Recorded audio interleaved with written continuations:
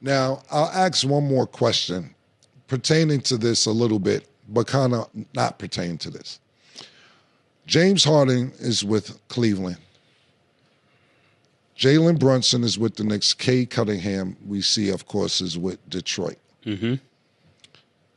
Who is the best point guard in the East Coast right now? It's a two-part question. Who's the best point guard in the East Coast right now, in the Eastern Conference? And who do you trust more going into the playoffs with those three players? Trish, we'll start with you. Ooh, that's such a good question. Cade, Brunson, Harden. I think you have to put Harden at the lowest level. And Harden is obviously a phenomenal talent, a pure scorer, an automatic bucket, great court vision. The offensive flows a lot better in Cleveland with him there. But I don't trust him in a playoff situation. We've already seen the way that he gets made fun of, and it's for a reason. You don't just get that, playoff or game 7 Harden, and like that doesn't come out of nowhere, right? I think I trust Jalen Brunson slightly more just because he's gone further in the playoffs with the Knicks than Cade has. Cade's got to get out of the first round. I got to see some big-time playoff performances from him. You know, playing well at the Garden is great and nice, and beating the Knicks is awesome in the regular season. I need to see this happen in the postseason. Wow, I was going to almost agree with you all the way through, but it seemed like at the end you took a little turn that put us on different roads. I would say that first take, I'm going with Cade first, I'm going with Brunson second, and I'm going with James Harden third. When we're talking about the best point guards in the East, that's the level I'm going. 1, 2, 3. I'm going 1 in Cade. I'm going 2 in Brunson. And number 3, I'm going with James Harden for those same reasons, even when it comes to the playoffs. Because, James Harden have this tendency to vanish. And he's been in Cleveland. I think he's closer to Atlanta. So I don't know if little baby call him if he's not going to go to the playoff game. I don't trust it yet until he shows me differently.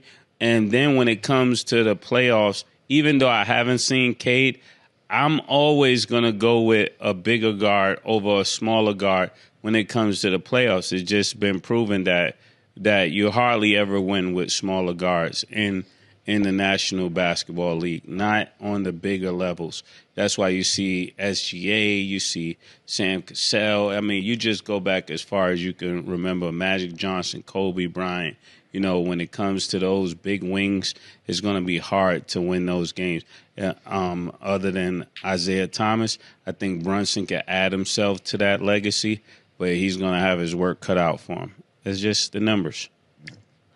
I just thought of this question, and I wish I could have a tiebreaker because I agree with y'all at number 3. But I'm torn between you guys' first pick.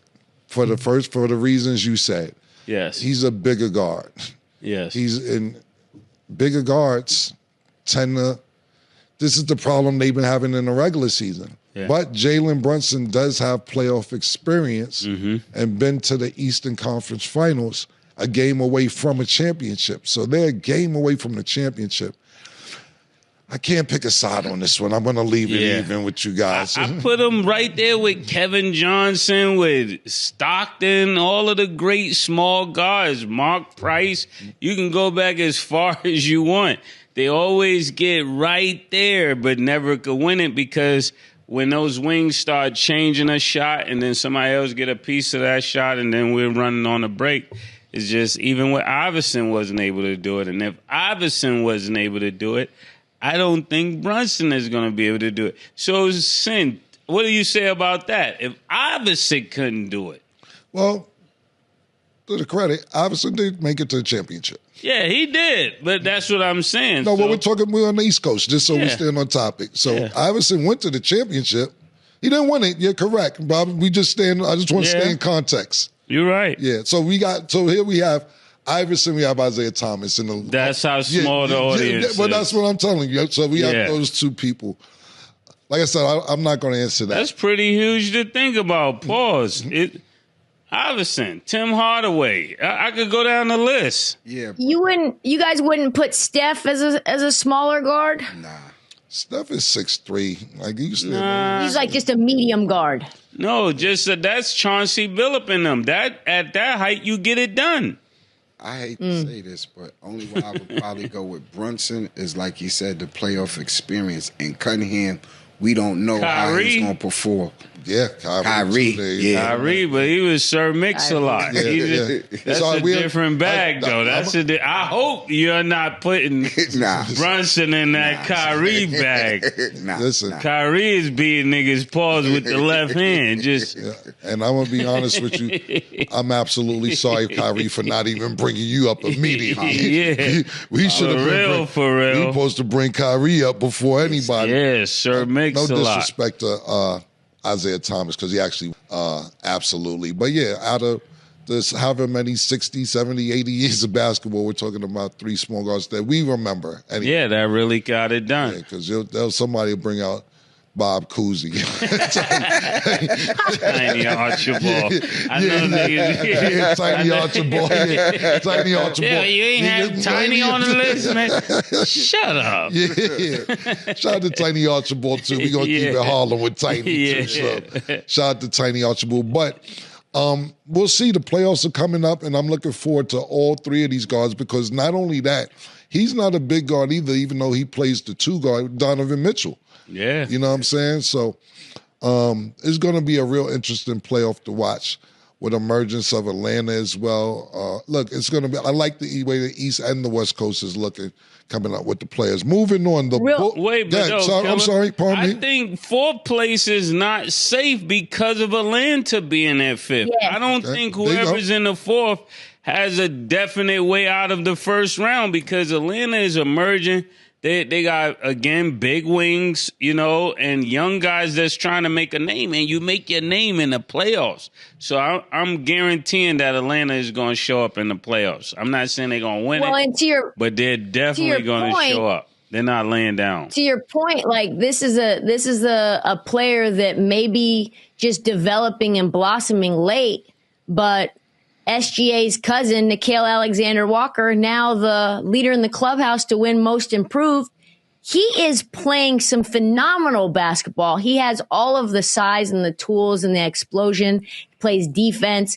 He's a bucket. I think that opportunity in Atlanta has really showcased and helped him turn into a player that maybe could be like a little bit of an East Coast SGA. I know that's an early take and probably a little bit of a crazy take, but Alexander Walker, I'm not saying he's there yet. He might, though. He's at 21 right now. He's averaging 21, so I see where you're going.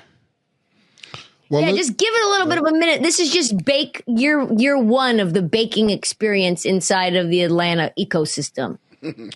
Well, yeah, listen, it's not guaranteed Atlanta is going to be at the number 5 slot neither. I'm looking at 5 through 8, and maybe even 9, because only 2 games left, 3 games max. So we got Atlanta in 5th place, but they're only a half a game ahead of Toronto.